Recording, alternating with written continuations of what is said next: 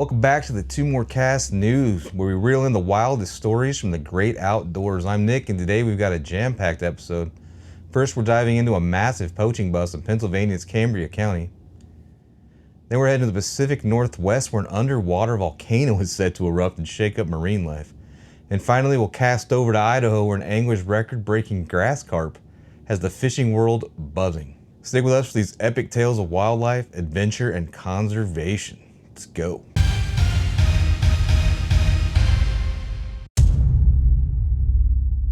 First story, we're diving into a big story from the Pennsylvania Game Commission's Southwest region. They just wrapped up a major investigation into illegal poaching in Cambria County, and the details are kind of wild. Stick around to hear about the 11 deer, 1 gray fox, and a whopping 70 years of license revocations. We're going to jump right into it. Between 2023 and 2024, 8 individuals in Cambria County were caught illegally taking 11 white-tailed deer and 1 gray fox. This wasn't just a one-off mistake, it was a full-blown poaching operation. And the investigation kicked off when State Game Warden Frumpkin did a routine license check on a defendant fishing in Indiana County. When asked about the firearms and ammo in the vehicle, the suspect spilled the beans. They'd been shooting deer at night using a spotlight, he said. Well, that's nuts, dude. After serving 3 search warrants, the Game Commission uncovered a laundry list of violations. These folks were shooting deer at night, failing to tag them, properly taking bucks that didn't meet the antler restrictions, using out-of-state tags, and even exceeding legal harvest limits. It's a textbook case of what not to do as a hunter. That's legit, man.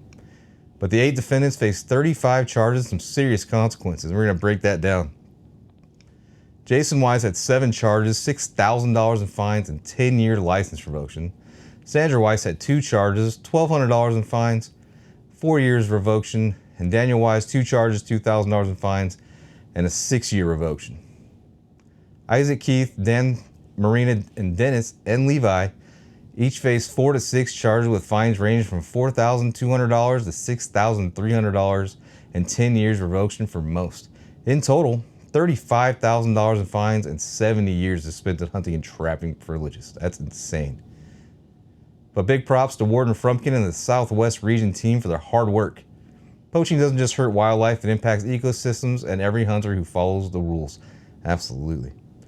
And cases like this show why wildlife matters and how dedicated wardens keep our natural resources safe for future generations. Mad respect to those guys, man. But this story came straight from the Pennsylvania Game Commission's Southwest Region's Facebook page. So check them out for more updates on wildlife conservation. They do a job out there too, man. What do you think about this poaching bust? Drop your thoughts and comments. Hit the like button and don't forget to like and follow too if you like wildlife protection, and subscribe for more stories and stuff. You know, the YouTube thing, man. I have to talk about that stuff. And thanks for the subscribers we do have, dude. We've been gaining quite a few lately. Now we're going to report from the rugged shores of the Pacific Northwest, where a sleeping giant is stirring deep beneath the waves. That's right, an underwater volcano is gearing up for a spectacular eruption, and it could change life in the ocean as we know it. We're going to get ready to dive into this story as well. But meet Axial Seamount, a massive underwater volcano sitting 4,600 feet below the surface of the Pacific Northwest, roughly 300 miles off the Oregon coast. It's located on the Juan de Fuca Ridge, where tectonic plates are pulling apart. This volcano beast is most active of its kind in the Northwest. And here's the big news. Scientists say it's set to erupt in 2025. Its first eruption since 2014. Now you might be thinking, an underwater volcano? How does that even work? Well, Axial Seamount isn't your typical mountain. It's a hotspot of geological action where molten lava meets icy waters, creating explosive displays and new ocean crust. Thanks to the Ocean Observatory's initiative, researchers have real-time data and underwater sensors, tracking seismic rumbles and ground swelling that signal an eruption is near. This isn't just a geology lesson, it's a game changer for marine life. When Axial Seamount erupts, it releases nutrients that spark microbial blooms, turning the area into a bustling underwater oasis. From tube worms to deep-sea fish, the volcano could supercharge the ocean ecosystem. But could it also disrupt fisheries critical to the Pacific Northwest like our salmon runs? Scientists are racing to find out. Every eruption at Axial Seamount is like a natural experiment. The lava flows or hydrothermal vents create new habitats, but they can also shift conditions for species in the region. It's a delicate balance, and we're watching closely to understand the impacts.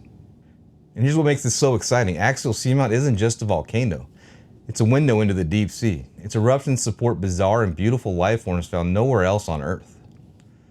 Researchers from the NOAA and Oregon State University are using remotely operated vehicles to explore this alien world, capturing footage that looks straight out of a sci-fi movie. That's intense, dude. But what does this mean for the Pacific Northwest? Well, the 2025 eruption could boost marine biodiversity, which is great news for conservationists. Yet there's a flip side. Changes in the ocean environment could ripple through to local fisheries, impacting communities that rely on healthy salmon and crab populations. Plus, with invasive species like the Chinese mitten crab already threatening our waters, as reported by the Oregon Department of Fish and Wildlife, the stakes are higher than ever. So what's next? Scientists are glued to their monitors waiting for Axial Seamount to put on its fiery show. The eruption could unlock new secrets about our planet and its ocean, helping us protect the Pacific Northwest's rich wildlife for generations to come. As we all know, man, the ocean's full of surprises, and Axial Seamount is proof that even the deepest waters hold stories waiting to be told.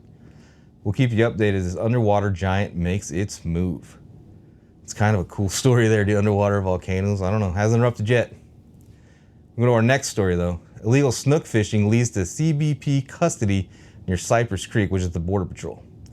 While patrolling near Cypress Creek, a Florida Fish and Wildlife Conservation Commission officer observed 3 individuals using a cast net to catch fish, a method prohibited for snook in Florida. Upon inspection, the officer discovered 17 undersized snook in their possession, all caught illegally. During the investigation, the individuals could not be positively identified, prompting the officer to contact U.S. Customs and Border Protection, or the CBP. The men admitted to entering the country illegally and were subsequently taken into custody by CBP for further processing. The FWC reminds the public that snook may only be harvested using hook and line, and all catches must comply with legal size and seasonal regulations. For detailed information on snook fishing requirements, go ahead and visit the snookregionsandregulations.com. Next, don't break the law while breaking the law, man. That's the gist of that, dude. Archery angler shatters Idaho state record for grass carp, man. And welcome to the Outdoor Spotlight, dude. We're bringing you it's the first story about bringing the latest from the world of sports and nature. And tonight we've got a jaw-dropping story from Idaho's Snake River, where one angler's incredible shot has reeled in a state record and made waves in the fishing community. We're gonna go ahead and dive right into this too. Meet Riley Fairden from New Plymouth, Idaho, a bow fishing enthusiast who's now etched his name in the record books. On a recent outing along the Snake River, Fairden took aim at a grass carp and landed a monster catch that's left the fishing world stunned. This colossal grass carp tipped the scales at a whopping 67.65 pounds, stretched 49 inches long, and boasted a girth of 32 3/4 inches. To put in that perspective, Fairden's fish obliterated the previous Idaho archery record for grass carp, which stood at 39.5 pounds, also caught on the Snake River. And get this, it even surpassed the state's rod and reel grass carp record at 46.7 pounds, man. If you want to learn more about Idaho's record-breaking catches, man, head over to the Idaho Fish and Game website. It's an awesome website, too. It's well done. And you can explore both certified weight and catch and release records. From grass carp to common carp, Idaho's waters are full of surprises waiting for skilled anglers like Fairden. And the question is, man, will the record stand, or is there another angler out there ready to take aim?